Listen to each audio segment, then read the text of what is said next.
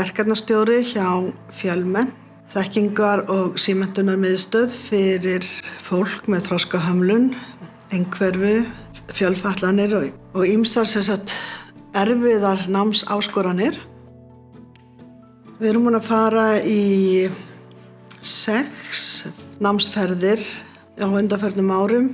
Upphafi var nú svolítið að við vorum að fá heimsókn frá fólki sem var með styrki frá Erasmus+.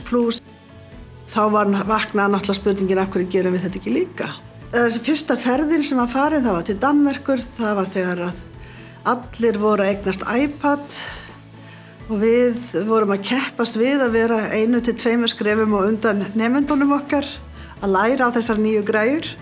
Þau komu heim með helling af nýrri þekkingu, hugmyndum hvernig væri hægt að nota iPadin eða snjalltækin sérstaklega til þess að auka tjáningu, bæði þeirra sem að tala en ekki síður þeirra sem að ekki hafa talmál, að það var hægt að nota tækin svo vel til að gefa fólki valkosti. Á einum tímapunkti var farið á námskeið í sögugerð með fötluðu fólki í Bretlandi líka og nú segi ég sögur með fólki sem ekki getur talað.